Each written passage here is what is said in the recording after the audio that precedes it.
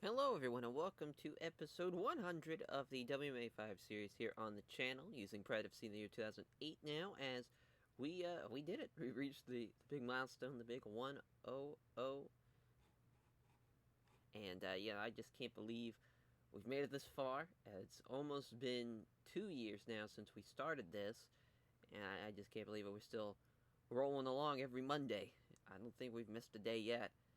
And hopefully we keep it going up until the end of the series.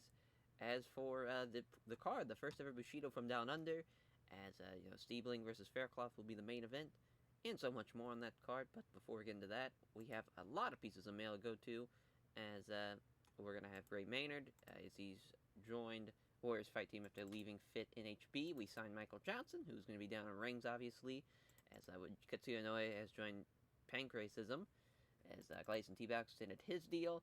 Takanori Sato left Abiani Combat Club. Josh Barnett has joined American Tap Team. Chael Sonnen extended his deal.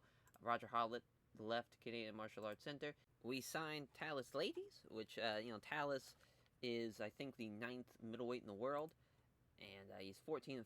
He's been a part of the UFC for a while. He's definitely not going down the rings. We see there he's going to take on Frank Shermark, I presume, Bushido 8, which is also going to have Anderson Silva versus Chuck Liddell 2 on that card. He's not fighting until September, which is a good while for him to wait around, obviously, but just felt like he'd been a great guy to have on the Brazilian Bushido card to make his debut in Pride FC. Former KSW middleweight champion and Rio Heroes middleweight champion as well. As far as what he did in UFC, he only had one loss, and that was against Murlio Bustamante, and he's also lost to David Terrell as well. But other than that, and Makoto Takamoto, if you want to just throw his third one in there, hasn't been finished. Is only lost by decision. As far as when he does win, it's usually by submission or by unanimous decision. Hasn't knocked out anybody ever. That middleweight division gets on getting bigger and bigger, and keeps on getting better and better, hopefully, as Talis is looking to get a big win in his debut against Frank Shermark. Josh Barnett left Military Fighting Systems. We extended Krzysztof Szynski. We extended Pat Healy. We saw John Alessio leave Henzo Gracie Jiu-Jitsu. We extended Joe Scarlo. Takanori Sato joined Rascals. John Alessio, after leaving Henzo Gracie Jiu-Jitsu, has joined Greg Jackson's Mixed Martial Arts. We extended Cristiano Marciello, as Erica Montoya signed her, as Erica Montoya gets the funny opportunity of being the, well, not, I wouldn't say the funny opportunity, just get the fact check of having been the first woman to be in a UFC game. That was UFC Sudden Impact, which is just kind of funny because there was no other woman on the game, so it was just intergender fighting whenever you picked her. As and Andrei Vlasky has recovered from his broken wrist. Roger Hollett joined Revolution Fight Team. We also have signed some more women, as Michelle Watterson and Sophia Bagodari, as they're both obviously going to be a part of. We're not going to send them down to Smack Girls yet because we're waiting for the that big tournament that we're going to do to crown our first champion. But we keep on. I think we're now up to 8 women. Think we'll have. I'm not sure how big the tournament's going to be. If it's going to be 8 or 16, who knows as far as the amount of fights we're going to have. It's really just depends on how good everybody is, and just kind of how good our talent pool is going to be, as far as how big that tournament's going to be.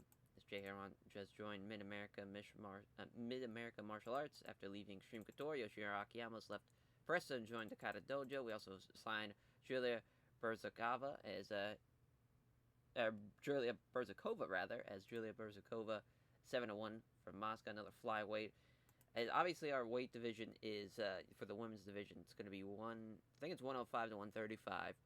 Pretty big gap, but I just felt like that was the best thing to do. Instead of having multiple women's division, just have one giant one. And then Mikro Krokop has been cautioned, is into legal problems after being cautioned for being drunken and disorderly, and he'll be busy dealing with that for the next month. Luckily, he is still recovering, I believe, and he won't be back for another. Well, he'll be ready to go as far as after a month, anyways. We're kind of waiting for him to sign his heavyweight fight, and then also Mia Yamaguchi has joined Burst Team. Kazuhiro Nakayama, we signed him as well. Kazuhiro Nakayama 9-5. His light heavyweight obviously will be in the middleweight division. He is he started off in the mod 0 and 3 in UFC, got cut, won a couple of fights, got signed again, won 3 fights, then lost, and then he won one, he lost one, he won his last one before we stole him from the UFC. Pop's not bad, he just, another body in there for the middleweight division, and then Joe Hurley has left Death Clutch Gym. So yeah, let's get on with the card here. It's Alex Stiebling, Ron Faircloth, our main event, followed by Kyle Noak and Mike Pyle.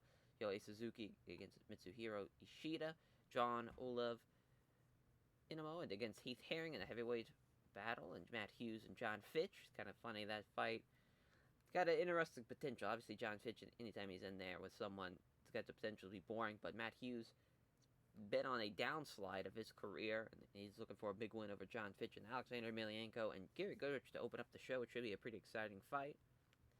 In our prelims, Sam Stout and Chan Sung Jung, and Hector Lombard against Rafael, which should be a pretty fun, card, all things considered, for the first Bushido card.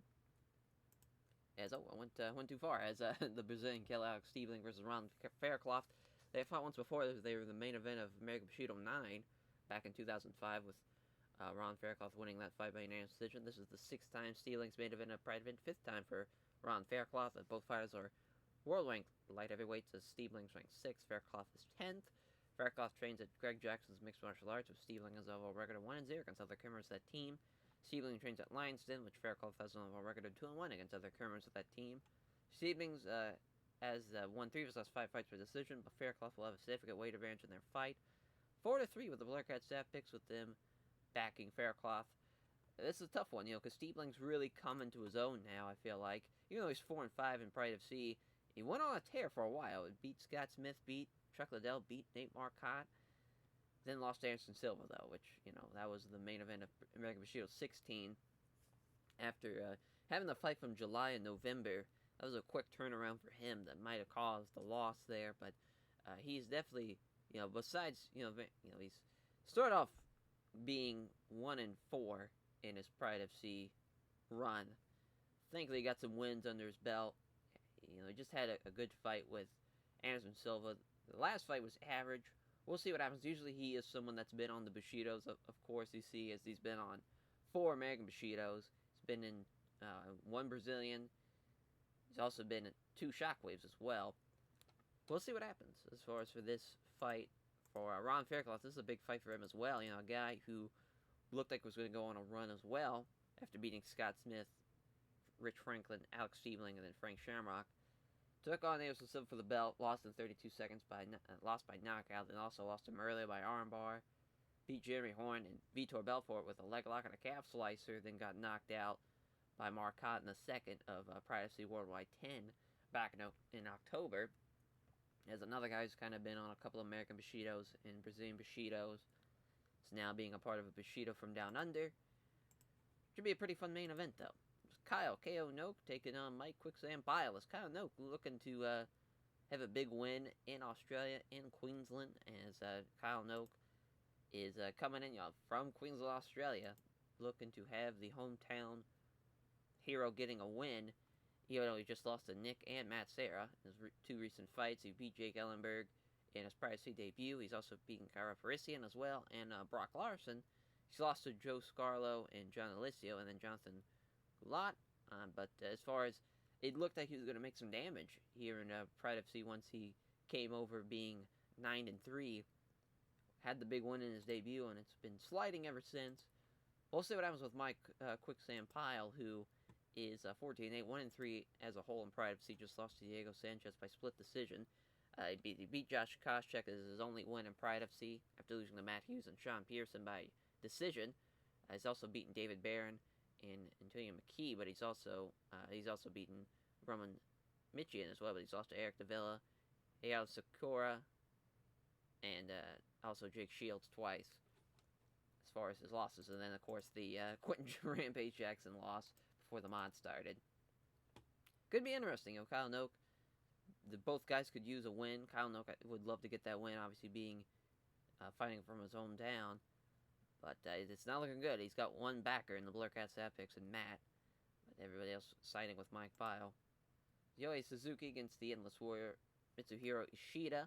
as both guys are making their Pride FC debuts tonight, as Suzuki has over a record of 0-1 against other members of that team. Ishida is ranked 13th as far as the lightweights in Pride FC. Suzuki's 19th. Suzuki's won 3 of his last 5 fights by decision. First time they have fought, Ishida with the Black Hat Staff pick 7-0, as Suzuki 15-8-1 is on quite a bit of a tear in M1 and Shudo and also Japanese local show. But when he was in the UFC, he got a couple of big time fights his way, and he lost most of them. Lost to Ralph Gracie, lost to Takanori Gomi, lost to Dave Velasquez twice. Really, besides that, he's had a lot of wins in his career. It's just kind of funny that obviously when the mod started, he was 1-2, then he lost, then he had a draw. So at the end of 2000, he was 1-3-1, and now look at him at 15-8-1, as he is a 19th lightweight in the world, 19th lightweight in Pride FC, and he's also, someone who's got a Valetudo style, which you don't really see too much anymore. We'll see what happens against Mitsuhiro Ishido, who's a Greco-Roman wrestler, looking to wear somebody down, take him down, and wear him down. As far as his big fights, he's beaten David Velasquez. He's also beaten Genki Sudo as well. Both guys beat Jake and Sudo. But he took on Tobi Yamada and Blake Fredrickson, who lost in both those fights. He's someone who doesn't really have a lot of great fights under his belt. His only great fight was against Paul Jarafa. He lost by rear naked choke that fight. It's kind of crazy. He went on, as far as in 6 fights, 5 of them were split decision wins, which is pretty nuts. 1 loss, though, in split decision. The rest were by unanimous. So, could be a interesting fight there, as Mitsuhiro Ishida might go the distance with him, which I'm assuming he will, and he might just win by split decision. Is how that one's going to go. So I'm surprised Heath Herring doesn't have a picture there. That's weird, as John Olev against Heath Herring, the Texas Crazy Horse, as Heath Herring is coming in at the 22nd rated heavyweight in Pride FC, as John Olev is 17th, as Heath Herring 7-0 on the Blur Cat staff picks. I didn't even look through their fight history, so I don't know why there's not a picture there, but he is on a 2-fight losing streak, is Heath Herring. Just had the awful fight with Mark Kerr, and then lost by guillotine by Pedro Hizo after going for a double leg takedown, as a locked in the guillotine. Also was lost by a Darce choke, lost to Fedor by unanimous decision, and he also lost to Greg Wickham by unanimous decision, and to Mark Kerr by split decision. It's been a part of his first, as far as, was 3-0 at the start of his Pride FC career. It was 18-4, then lost 2 straight. Started going 50-50 on most fights, and then he's lost 2 straight here, making him 21-10. He's an interesting fighter, because he could either have a great fight or he can have an awful fight. There's really no middle ground. There for a while he was getting some middle ground, but as of late, it's either going to be a good to great fight or a poor, awful fight. Should be interesting to see how it goes with John Olev, who is 2-0 in Pride FC. Beat Alexei Olenek. He also beat Valentino Overeem. Hasn't taken on a big fight yet, as far as in his career. His biggest fight is probably Bobby Hoffman, weirdly enough, who he lost to in Pancrase. Like Jeff Monson, and that might be his second best fight. He beat Butterbean, which is funny. It took that long. The Butterbean fight lasted 5 minutes. He had a great fight with Butterbean, which it's hard to have a bad fight with him. And, Butterbean obviously a boxer, just looking to push the tempo, gets you to throw some strikes. Now, that should be an interesting one. Matt Hughes and John Fitch both have winning records against their current teams they're facing. Team punishment, and Matt Hughes is 1-0. Matt Hughes training a military fighting system, as John Fitch is 2-0 against military fighting system guys. They are in the top 15 as far as welterweights, or actually in the bottom 15. Matt Hughes is ranked 19th. John Fitch is ranked 24th. John Fitch has won 3 of his last 5 fights for decision. It's close, but Fitch has the Blurcat staff pick a slight edge, 4-3. It's Matt Hughes, 30-8, 5-6 in Pride FC. Has a losing record. Has lost his 3 straight fights here, losing to Damian Maia, Tetsuji Kato, and George St. Pierre. He's just someone that obviously the Tetsuji Kato curse has never been able to beat him. Probably will never be able to beat him. But he beat Dana Solomon before by split decision to win the belt. Lost in the rematch from Megan Bushido 12. He's beaten Luis Santos, is now a welterweight champion, but just in his career, it looks like it's going downhill. We'll see what happens against John Fitch, though. Both guys obviously wrestling backgrounds. John Fitch is also someone who's lost to Damian Maia, but he's lost to Luis Santos and Tetsuji Kato and Carlos Newton as well. It's kind of like it's weird. Like he's beaten like Diego Sanchez in the past, but he's also beaten Jake Shields as well in the past, which that was a very poor fight. Not sure what to expect on that one. Very intrigued by that. That could be a terrible fight or a fun fight, depending on how Matt Hughes brings it to him. As Alexander Menenko and Gary Big Daddy Goodrich to kick off the Bushido card. As Goodrich has finished 3 of his last 5 opponents. The first time they've fought, Menenko will have the Blurcast staff picks advantage 5-2, with Rich and Vic backing Goodrich. So Menenko 4-1 in Pride of C, 8-3 as a whole. Hasn't really got a lot of fights thrown his way, as he's usually averaging a fight a year. Twice in 2006, where he beat Daniel Puder and Roy Nelson. He's lost to Bigfoot Silva, or he's beaten Bigfoot Silva rather, and he's beaten Czech Congo as well, knocked him out with a knee. I think, yeah, as far as his biggest fight, he lost to Ron Waterman at Pancrase, and he also lost to Jimmy at Briz in Pancrase as well, which was fantastic. But other than that, besides the very poor fight with Ron Waterman, he's been having good to great fights throughout his career. Should be no different here with Gary Goodrich, the man who can't have a bad fight. He's 9-11 in Pride of C, 16-16 as a whole. Just beat Butterbean, knocked him out in the second round at Shockwave. But yeah, you can see there, hasn't had a bad fight since January of 2000, which was rated decent. The man just can't have a bad fight. This should be a pretty exciting opener. Can't wait to see it. As you never know when it's going to be his last fight with Gary Goodrich. He's 42 years old. Time is not on his side. As Sam Hands of Stone Stout taking on the Korean Zombie, Chan Sung Jun, who's making his Pride FC debut. He's got the Blurcat staff picks 5-2. As Sam Stout 4-3 as a whole, 1-3 in Pride FC. He lost to Clay Guida, Frank Edgar, and Cole Miller, but he beat Kwang Hee Lee at Pride 38 Fright Night in the prelims, and that was back in October. As far as Chan Sung Jung, 1-1. As a whole, he just lost his Pancrase fight, as his only Pancrase fight after we signed him, which that was rated great, went the distance, and he lost. Obviously, it's a tough first-round decision loss. Him obviously being a featherweight, fighting in lightweight, there's a bit of a difference there, but he should get the win over Sam Stout. Then the next prelim fight, Hector Lombard versus Rafael Calavante, as Calavante has a significant weight advantage. Blurcat stat picks have 7-0 for Hector Lombard getting the win, whereas Lombard, 2-1 in Pride FC, just lost to Yoshihiro Akiyama at Bushido and Osaka 5. As far as big-time guys, he hasn't faced a lot of big-time opponents yet, obviously kind of being only 3 fights into his career. And then Rafael Calavante, 2-0 as a whole, just won at Pride FC Brazilian Bushido 6 against Thiago Silva. Funny enough, which I believe that was a pretty big upset from him. I remember, I guess not. It was an upset. Thought it was. But, yeah, Calavante looking to get a big-time win over Hector Lombard, but I'm assuming Lombard's just going to smash him and run through him. We'll see if I'm right. As, 2-1, 2-0. As Muay Thai, Brazilian Jiu-Jitsu, Judo background for Hector Lombard. Sydney, Australia, as one of the few Australian members of the roster, getting to be a part of the first ever Bushido from Down Under card. It's minus 240 for Hector Lombard, plus 190 for Rafael Calavante. We'll see what happens. The Herb Dean's our referee, ringside judges. They both weighed in at 205, but Calavante now is much bigger. They touch gloves, they engage, as Calavante fools Lombard into a feint, which misses the right cross, leaves him open for a counter. And there's a wicked right uppercut from Calavante, who knocks him down with that right uppercut. Is he going to try to finish the fight right here? Can't do it, as Lombard's able to get back to his feet too quickly. They come together and strike. There's a great right hook from Lombard. There's another great right hook from Calavante this time. They stand and trade blows, as Calavante's pressuring him up in the exchanging strikes. There's a jab in the exchange. You can't connect with a jab. It hits the nice straight right hand that lands hard. Lombard's starting to trash talk now as they circle. They stand and trade blows, and neither fighter can land anything damaging. They engage in the center there, so he does connect with the right hand. Can't hit the right cross. They come forward. There's a jab in the exchange. There's 2 quick punches. Doesn't land either of them, though. Can't connect with a jab. Scores with the right cross that lands hard. They engage. Missing the right hook, and gets kind of the great right hook of his own.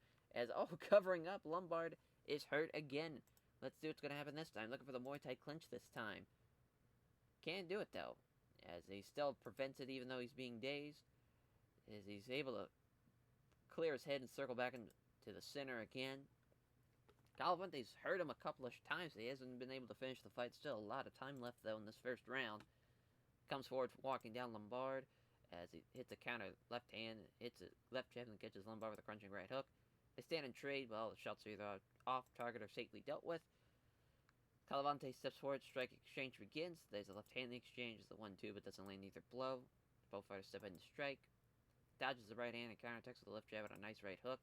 Two combatants meet in the center and they start to strike. As he goes for the legs with the low kick, lands a left jab, doesn't connect with the right hand. They come together and strike, but it's really tentative and nothing comes of it.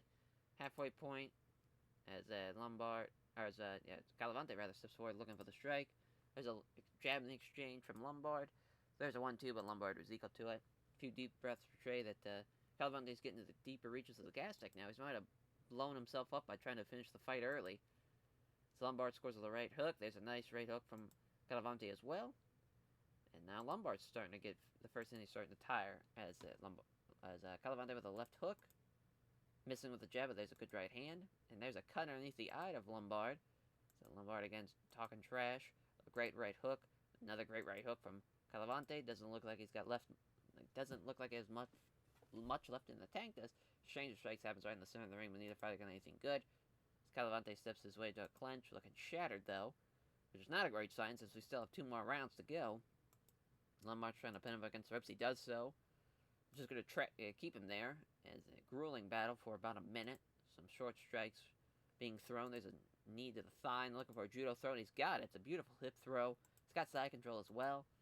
Trying to move guard, but Lombard doesn't allow it. Fires off a few punches that aren't throwing any great force. I was looking for a Darce choke here. As Calavante fights that off. And there's several good shots in the process. What a great end for Hector Lombard that round.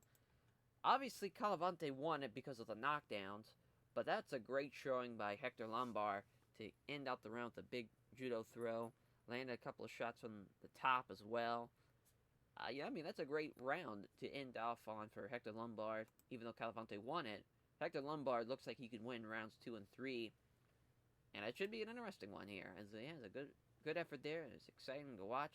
More, please, as the cut man goes to work between rounds, trying to patch up Lombard. Round 2 begins. They stand and trade in the center of the ring. Neither fighter can land a good shot, though. Both fighters are pretty tired, though. They get into a ragged clinch. Lombard's trying to push him against the ropes. He does so.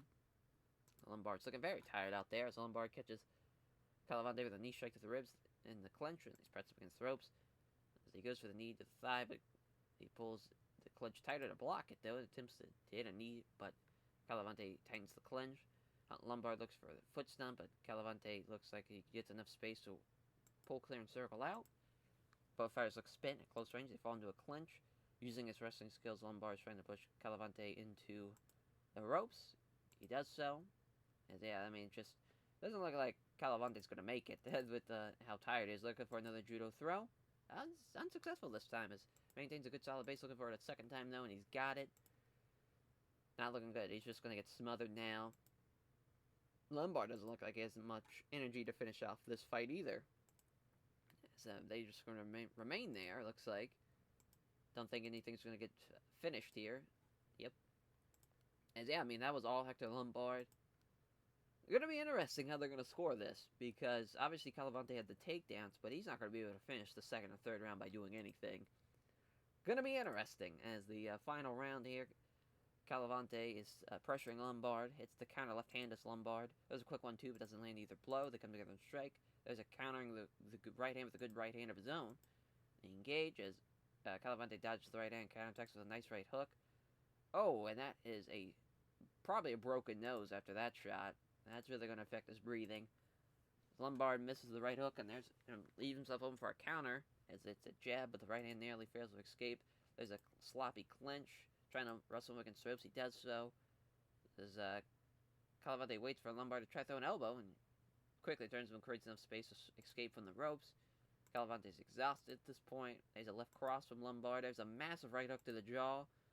Even though Lombard is exhausted, he gets knocked down. And that will seal it for Calavante. He's going to win rounds 1 and 3, even if he doesn't finish the fight here. But he might finish him. There's several clean shots in the process. Oh, but he overcommits and allows Lombard to tip him off rounds, and the scramble begins. Somehow Calavante is under north-south control of Lombard. There's a short knee strike to the side of the head. Trying to move under Lombard, but that's not happening. Another short knee strike to the head. Looking for the scramble. The scramble ends up with Lombard grabbing Calavante with a waist lock, gaining back control. What's going to happen here? Trying to push him against the ropes. That's not happening. Cannot get. He struggles free and returns to the center, though. See what happens here as slips past the right hook, attacks the left jab with a right cross, to out the round. What a fight. What a win for Rafael Calavante there. As a, whoa! What in the world?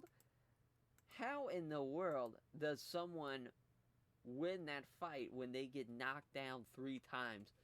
He definitely got knocked down twice the first. I think he won the first round, and I think he won the third as well. What in the world? Interesting. They went with kind of the metrics of it, not really thinking of damage done, and like, because knockdowns mean more than takedowns. You know, that's crazy, because he should have won the first round, and he should have won the first and third rounds. I don't know if they gave him the first because of the metrics there, but he definitely shouldn't have. That's crazy. Wow. Hector Lombard steals one. He'll be 3-1 and 2-1 for Rafael Calavante. Hector Lombard gives a name trick to everyone at Suzuki, Sanasik, Parish MMA, as all of his favorite sponsors as well. Now all of his friends, family, and supporters. He's asked who would be interested in fighting next. He answers he's still keen to get a fight with Mark Hughes, and he hopes that gets that arranged soon. That's crazy. As Sam hands a stone Stout against the Korean zombie Chan Sung-jung. Let's see if somebody else gets robbed in a finish here, as both guys are in the minuses. Minuses 110, minus 130. Ontario, Canada. South Korea for Chan Sung-jung. 21 years old, 24 years old. Both guys 5'9". Chan Sung-jung going to be 6 pounds lighter than Sam Stout, obviously being a featherweight. Not used to making the 161. And as far as for the lightweight class, both guys have kickboxing backgrounds. No team for Sam Stout, as Kadama Az, I think that's how you pronounce that, as for Chan Sung-jung. Let's see what happens here. Refereeing this bout, Mark Goodrich, as judges at ringside. Stout gets fired up by his corners. The instructions are conducted. You're underway, they touch gloves. 2 fighters go together, engage. As Stout misses the roundhouse kick to the body. Stout to connect for the left jab. As Chan Sung-jung also has the right hook blocked. Zhong looked like he was angling for a takedown tip, but couldn't take the initiative as he fails on a combo land with an attempted roundhouse kick to the body. And Zhong was ready for it and catches the kick, looking for the takedown. Nope, can't do it. He just drives him against the ropes. Now looking for a suplex. Can't do that either, as Stout instead wrestling and controlling the grapple. There's a knee to the side of the stomach. Some dirty boxing now. There's a knee strike just above the hip. As Stout goes for the knee to the thigh, but Zhong was ready for it and turns around, so now Stout's the one up against the ropes. He goes for the foot stomp, but Stout now works enough space to slip out and circle back into the center, looking for a takedown. Can't complete it. Has a hold of the single leg and is left hopping in place. Just gonna push him against the ropes, looking for a suplex again. Oh, and he's got it this time. A suplex style slam. Stout has to pull guard. Like to get past it, he does so, but it's only half guard. Fires with punches, they're easily blocked though. Cannot find a way past and remains stuck in half guard. Trying to get separation in order to try and stand, but can't. Those a few strikes, clearly just slowing things out so he can catch his breath. At half guard now, Chan Sung-jung are going to get separation and getting side control. Zhong gains side control and after it gets his leg free from half guard. Fires off a few punches that aren't throwing in great force. Blocks Stout as he tries to transition the guard. Begins trying to get himself into mount. He can't get in mount. He blocks Stout as he tries to transition the guard. Looking to catch his breath, Chan Sung-jung is content to throw a couple of punches to the body. Stout tries to move to guard, but Zhong doesn't allow it. He's looking for Americana. Fights it off. Tries to transition the guard, but can't manage it. Lack of progress being made. They stand him back up with 30-some seconds left in the round. Comes in, appears willing to take some shots and means against close up to grapple as Stout throws a punch. Zhong avoids it. Zhong looking to move in fast to clinch with Stout as he catches him with a knee strike to the body. Looks to pin up against the ropes to end out the round. Tough one to call, but definitely, Chan Sung-jung, as far as he did more damage, and he had the takedown as well. I think he won the first one. We'll see what happens in the second here. They meet in the center. Zhong lands the left jab, but he can't hit the right cross. There's a good angle for Stout to hit the 1-2. Appears to wanting to get some grappling starts. He means willing to risk a few shots getting close to the distance here. As there's a left jab, but bites off the arm on the big right, which gives Zhong the opportunity to grab him. Looking the muscle against the ropes. He finds himself being out-wrestled. As Stout now trying to push him against the ropes, he does so. Looking to get some dirty boxing started. There's a hard foot stomp, and there's a sharp right to the ear. Knee strike to the thigh.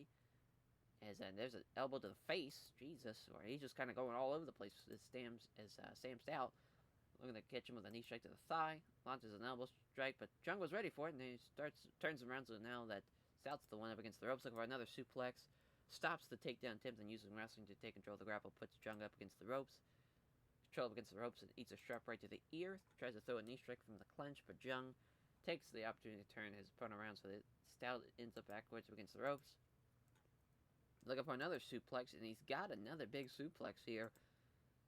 Fires off some punches, fires off some right hands, ends up the round on top. That was a tough one, you know. Sam Stout did a lot of damage, had control for a good majority of the round.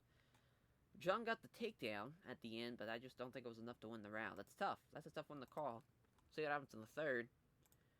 As Stout fails to funnel his jab and lands the right head kick. Zhong wants to get some grappling started and looks like he's trying to get close enough to even means risking some strikes being hit his way. 2 punches doesn't hit either of them, though. That's just going to give Zhong the opportunity to get him without even taking one shot while coming in. Knee strike to the body. Zhong gets out wrestled and looking to get some dirty boxing as he grapples with Zhong. Zhong defends it well, though. It's looking to now get muscled up against the ropes again. And Zhong again defends it. Third time's a charm, though. It keeps him up against the ropes now. Looking for the elbow strike, but Zhong out wrestles him, so now he switches to down position, looking for the suplex. That would have been huge. That gets defended. He's got the belly suplex. Stout pulls guard. Some right hands. Trying to pull Zhong in close and proper on short strikes, but he can't do it. Throws a few strikes clear, just slowing things down so he can catch his breath. Looking to end the round on top, and he does. Think Chan Sung Jung's going to win it by maybe split decision or unanimous decision. We'll see. Yep, unanimous decision win for Chan Sung Jung. Getting his Pride FC debut win. It's 2-1, 4-4 for Sam Stout, who is going to be 1-4. Not great, but he's still able to hang around for a little bit longer. Chan Sung Jung thinks I'm connected to Catamount Oz as Bradley can prepare for the fight, and his sponsors supporting him financially. He's very happy to have won in his private debut. He's very happy to be here. It's the opener of the main card. Alexander Menenko versus Gary Goodrich. A couple of tallish heavyweights as 6'4", 255, 6'3", 245. Ontario, Canada, St. Petersburg, Russia, Sambo Boxing, freestyle for Gary Goodrich, TriStar Gym, no team for Alexander Emelianenko, -110 for Emelianenko, +100 for Big Daddy Goodrich. Big John McCarthy's the referee, ringside judges, here we go. They touch gloves to start it off, there's attacking with some strikes, there's a counter jab from Emelianenko, can't connect with the jab and scores hard with the right cross. Comes forward and walking down Emelianenko, there's a kind of left hand from Emelianenko, 1-2 from Goodrich, tries to land. Goodrich keeps the attack coming. There's a jab in the exchange. 2-punch combo, but Menenko avoids both of them. As now some trash talk from Gary Goodrich. As he misses the right hook and gets countered with a powerful straight right that lands clean. And that looks like he's broken his jaw and he knocks him out. My God, what a shot from Menenko. Counters with the straight right hand and knocks him out and probably breaks his jaw as well. Tough loss for Gary Goodrich there. As he's going to be 16-7, 9-3 for Menenko. Fun way to start off the Bushido from Down Under card. Name checks all the sponsors. Thanks to fans who came out to support him. Then we got Matt Hughes and John Fitch. So after seeing a knockout in the heavyweights, now we're going to go to the welterweights. It's probably a grappling contest. 30-8, 13-5, both wrestlers. Both Midwest wrestlers. It's Hillsboro, Illinois, Fort Wayne, Indiana. 6'1", 183, 5'9", 183. Military Fighting Systems, Team Punishment. +120 for Matt Hughes as the underdog. -160 for John Fitch. Big John McCarthy's going to stay out there. He's going to still be the referee. Judges. Here we go. They touch gloves. Fitch, great move in the step to takedown attempt. It's unsuccessful, though. He sprawls and also pushes down on his hands and knees. Oh, my God. Matt Hughes firing away. Looking to end the fight right there. And there's a kick to the side of the head. Holy shit. I can't believe that. I mean, that is nuts. As he can't stop Fitch getting back up after the kick. How does he keep on going? I thought for sure I was going to knock him out. Stepping in, Hughes aggressively gets down position in the clinch, looking for a slam. He's able to block it and pull away from him. Hughes steps in and grapples him, looking for another slam. Slips away from the slam again. Third time's a charm. Nope, can't do it. As he just keeps on trying to slam him. Fitch just keeps on slipping away. Wow. Now this went into a boring contest of just keeps on slipping. I mean, it's been like 6 straight minutes of this. As now it looks like he's Fitch looked like he was about to shoot, but Hughes steps in fast and clinches with him. My God. I mean, this is embarrassing. John McCarthy, break it up or something. I mean, the entire fight has been that. Literally, only 6 strikes were, and that was after the sprawl. 0 for 12 on takedowns. John Fitch 0 for 1. Unreal. See what happens to start off the second round. Stepping in, Hughes aggressively gets a down position in the clinch, looking for the... I mean, he's not going to slam him. Try something else, Matt Hughes. Jesus Christ. I mean, just the same thing over and over again. He had him on his shoulder. He couldn't even slam him. There we go. He finally gets the slam. 50 seconds left in the second round. I mean, and he's just going to lay out some shots to end out the round. Just some of the most boring-ass shit ever. As we'll see what happens in the third. Looking for another slam. Not happening, though. I'm surprised Hughes is now starting to tire. I mean, that's crazy. Aggressively moves in, grapples with him, trying to get him. Hey, he's got the slam this time.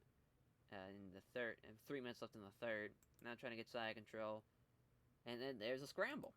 As Hughes is on his back and Fitch is in side control. How about that? There's a few right hands, mainly just trying to catch his breath.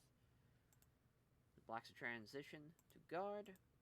Keeps him guessing a few quick strikes. Trying to transition to guard. Minute left. Trying to get from side control to mount. Can't quite get it. Trying to move guard, but Fitch doesn't allow it. That's the end of the round. You see how Fitch... You know, he landed more shots, but he got slammed in the process. He definitely lost the fight, though. Just because I mean, yeah. Talk about just a terrible fucking fight. That's the danger of that, though. You know, it looked like it was going to be an exciting fight to start off. You know, Sprawl the takedown, was landing a couple of shots. If he would have finished him, we would have been saved of a very boring-ass fight. Boy, oh boy, as Matt Hughes gets an in, check to everyone in the military fighting system, all of his favorite sponsors, and all of his friends, favorite supporters. Matt Hughes says it was a tough fight, gives a show of respect to John Fitch.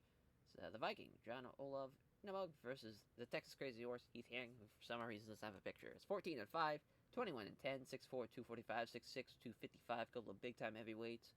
Don't think it's going to be exciting as that opener, but it's crazy as Texas Crazy Horse. Heath Herring is minus 400 on the betting lines. Amion in Combat Club, Greg Jackson's Mixed Martial Arts. See what happens. Herb Dean's our referee, ringside judges.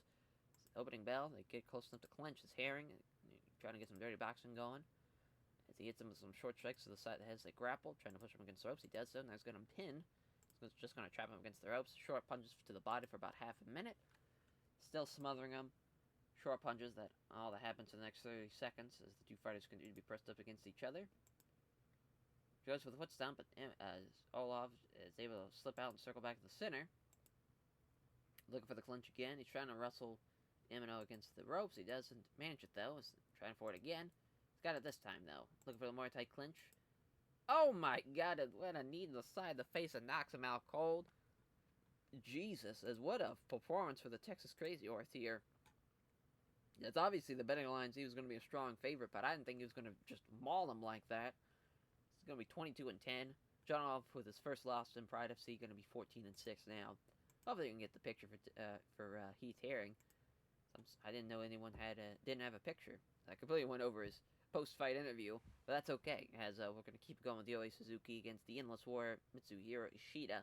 15-8-1, 13-3, both guys from Japan. 5'6", 161, 5'7", 161. As a Vale-Tudo style, Greco-Roman wrestling style for Mitsuhiro Ishida. It's Presto Roots, minus 400 for Ishida, plus 310 for Yosuke Suzuki. Big John McCarthy's the referee, ringside judges. Here we go. 2-punch combo is avoided by Ishida as he gets a hold of him now, trying to wrestle him against the ropes. He does so. As he's just going to trap him against the ropes. Very much like the same type of strategy we just saw in our last fight. A hard foot stomp, trying to break free. Neither fighter's risking leaving a crucial opening the other can exploit. No progress being made. They're going to separate him, bring it into the center. Ishida looking for the takedown. He can't get it, though, but he's left hopping on one leg is Suzuki, trying to push him against the ropes again. Looking to wrap his arms around the opponent's legs, trying to take him down. He's got it. Gives up in the back. Looking to get the body triangle. Can't do it. Trying to roll, but it doesn't happen. Does well in blocking the body triangle again. Still trying to block the roll as well. Not going to have that choke happening without getting the body triangle in. Just don't see it happening. Big John McCarthy's going to stand him up again. Suzuki steps in looking to unleash. Jab is wide from Suzuki, then scores to the right cross, though. Quick punches and hit, though, and that's going to give Ishida a chance to successfully go for the takedown, but it's unsuccessful, though, as Suzuki sprawls and blocks it and then steps back away safely. Punch from Suzuki fails to land, and Ishida's able to grab him after the failed punch. Got him up against the ropes again, looking to go down, grabs on his legs. He does so again. Trying to go from side control to mount. As he's ready for it, though, Suzuki starts to scramble. Ends up losing out, pulling guard. Throws a few weak-looking punches. Decides his next move. Deflects a couple punches down at the bottom. Just going to smother him to end out the round. Obviously, all Mitsuhiro Ishida, as far as for the most part, when they were on the ground. 2 for 4 on takedowns, landed the most strikes. But at least Suzuki landed a couple shots and had a sprawl as well. But another not-so-exciting round. We'll see what happens here in the second. There's a 1-2, but Ishida was equal to it. Ishida may have been able to get in close, but Suzuki aggressively gets the position. As a 1-2 from Suzuki fails to land, moves in closer, ready for the attack. As a Peter going to try to get in close, but Suzuki took the initiative there. Can't hit the step left jab, but it's the right hand, though. And there's a cut above the eye. Quick punch, but doesn't land it, though. Comes in and grabs Suzuki in the clinch. Trying to trip him, but Suzuki's put on the ground. And no answer for the slick trip, as he is left down under side control. Looking for Kimura, as Suzuki fights off the Kimura. Trying to transition to Gari, can't manage it. Looking for mount. Can't get it, as he just rolls away to give up his back instead. As he prevents any more serious trouble by blocking the hooks again. Can't turn him over. Can't get the hooks in. Looking for it. And rear naked choke without the hooks.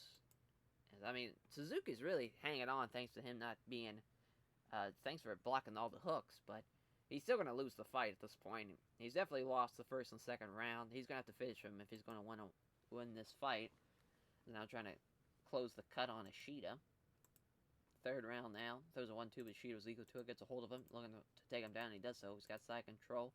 Fires off a few punches. They're on through the great force. Trying to transition the guard, but can't manage it. Looking for Kimura. As, locked in tight, and it has been at a terrible angle. But he loses it. Somehow Suzuki's able to get free. He's incredibly close to finishing that one with the Kimura. Still under threat of more submissions, so being in side control. Halfway now, looking for the knee bar. Suzuki defends himself well. Tries to pull guard, looking for an arm bar this time. That gets blocked as well. Minute left. No progress being made. They're going to stand him back up. Suzuki's starting to slow down, perhaps conserving some energy. And Ishida's breathing deeper now as well. He's starting to get tired. Ishida seizes that chance to grab Suzuki into a clinch, looking for another takedown. He's got it. It's a big-time takedown. Elbows do little in the way of damage.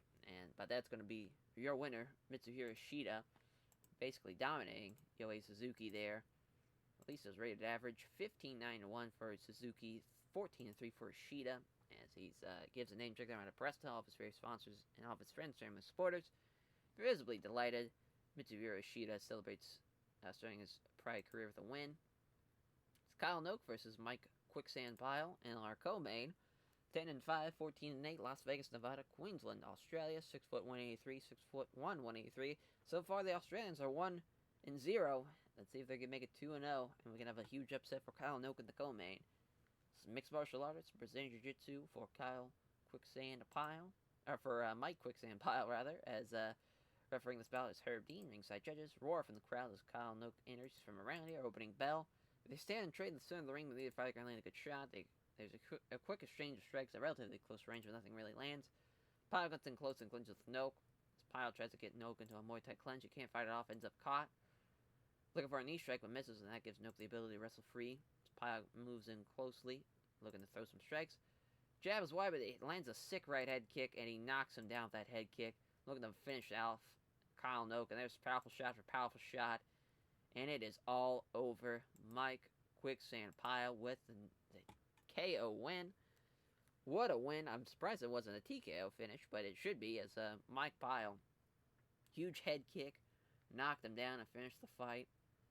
Gonna make that 15-8, 10-6 for Kyle Noak. That's a tough loss to come in and be 1-2. To have a tough fight like this, being the underdog, that's just tough. You know, losing in front of your hometown like that's a tough pill to swallow. At least it was a good fight to go into our main event, as Mike Pyle thanks everyone connected to AMC Pinkerton for helping him prepare for the fight and sponsors supporting him financially. It's now our main event. The Brazilian Guilla, Alex Stiebling, taking on Ron Faircloth. And our main event, 19-5-1, 19-7. So just almost similar records, just one guy's had one more fight and has had the draw in Alex Stiebling is Indianapolis, Indiana. Wisconsin for Ron Faircloth, a couple of other Midwesterners battling it out. 6'2", 205, 5'9", 205. Let's see if Alex Stiebling can get some revenge in the rematch, or if Ron Faircloth will get another win against him, as Lyons did. Greg Jackson's mixed martial arts, wrestling Muay Thai, hybrid fighting style of Ron Faircloth. See what happens. Big John McCarthy is a referee, ringside judges. Even though they weighed in the same, Faircloth clearly has a significant weight advantage now. Opening bell. Faircloth aggressively moves in and grapples with Stiebling. Look for the trip.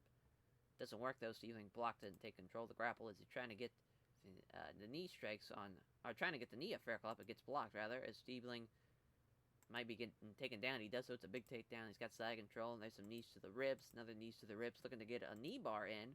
Doesn't allow the knee bar to be applied though. Trying to get the mount. As there is a scramble now, as he spots an opportunity, moves quickly to try and secure one of his opponent's legs. Unable to secure it, he winds up on his back, pulling half guard. As probably shouldn't have risked going for the leg, and then left himself too exposed and paid the price of that. Now let's see what Stiebling can do in control. Small strikes, was clearly just taking a moment to try and catch his breath. Trying to get full guard on Stiebling, doesn't get anything to attempt though. There's a few right hands, takes a moment to plan ahead. Fires off some few punches, trying to catch his breath again. Quickly, Faircloth tries to get to guard as he fires with punches, but Faircloth is taking undue damage. The attack does see Stiebling get pushed around though, as he's right out of the guard. He's now standing. As now an up kick makes Stiebling think twice about advancing. Another up kick. As now he's just going to allow him to stand him back up, which might be a good choice. As now moves in, clinches with him, trying to wrestle him. And that was a terrible choice, never mind. As now Stiebling's on his back. Trying to sweep from the bottom, that's not happening. Tries to get his leg free from half guard, can't secure it, and it's now a scramble begins. As Stiebling again on his back, pulling half guard. Throws a few strikes, clearly just slowing things down so he can catch his breath. Trying to sweep him, but he can't do it. Throws a few weak-looking punches as he decides his next move, trying to work to get out of half guard into a better position. Allows the pass to just deploy to allow him to try and scramble. Faircloth manages to come out on top, though. Minute left. For the moment, Faircloth can then just throw a couple punches to the body. Trying to isolate a leg here, maintains a tight, secure guard. Trying to sweep from half guard. And it's not happening, though, and that's the end of the first round. All Ron Faircloth. As I don't even think... Oh, well, he did land a couple of shots. They actually outstruck him. Not surprising. Didn't seem like it. Second round now, stepping in as Faircloth aggressively gets down position in the clinch. Looking for the sweep, he's got it. Takes the back as well. Looking to get both hooks in, he can't do it. Attempts to roll him off him, though. Seems like no one's been able to get the hooks in. Trying to get the rear naked choke, that's not happening. And Stiebling again blocks it, just fighting for his life. It's basically how this is going to go. Big John McCarthy's going to separate him, standing back up with 20 seconds left. They come together in a clinch. Faircloth is the aggressor again, looking for another takedown. It's ugly, but he's got it. To end out the second, another win for Faircloth. It looks like he's going to win this one by decision. Yeah, he's going to have to psych him up for this final round. He's going to have to finish him. He's going to win this one. And he can't stop the takedown, as he's got side control. Looking to get mount. Stiebling gets the scramble. As well, as Faircloth ends up on his back. Let's see what happens, and it's a scramble. Right when he's got it. As Faircloth's up first, only to be grabbed immediately up against the ropes. As trapping Faircloth now is looking to go down low, grab both opponent's legs. He does so. He's got the takedown. Let's see what happens. As punching short punch to the side of the head. And his fires with punches is a little in the way of damage. Looking for an arm. As Faircloth, as Stiebling fends it off. Fires with punches. Looking for an elevator sweep, maybe? Doesn't get the sweep. As looking for another sweep. That stops again. Big John McCarthy's going to have to stand back up with 15 seconds left. As Stiebling can't hit the slip left jab, but he hits the leg kick, though. Faircloth gets a hold of him. And that's the end of the round. Your winner by unanimous decision will be Ron Faircloth here. As at least to win the distance. It's a pretty good fight. Stiebling came back in the third. It just wasn't enough. He couldn't stop the wrestling of Ron Faircloth for the most part. As giving thanks for Ron Faircloth, praises his team at Greg Jackson's Mixed Martial Arts. Is very responsive. All of the fans who came out to support him. He asked if he'd like to be interested in fighting next. He replies that he has a lot of respect for the skills of Armar Soloff, but he thinks it'd be a great fight. Yeah, Armar Soloff's still on hiatus, so we just gotta wait for him to come back. The 66 critical rating. I'm assuming that's for the Matt Hughes John Faircloth fight, or Matt Hughes John Fitch fight rather. Jesus, yeah, that's as far as that's probably the only fight that was bad, because the rest were either good, average, or decent. And there's a great fight with Mike Pyle and Kyle Noak. Release for increased pop everywhere. As far as who's gonna get the performance bonus, probably Ron Faircloth, if I had to guess. And Yeah, Ron Faircloth, and then I guess Mike Pyle as well. It's crazy. Kyle Nook was ranked 11th as far as in the welterweights.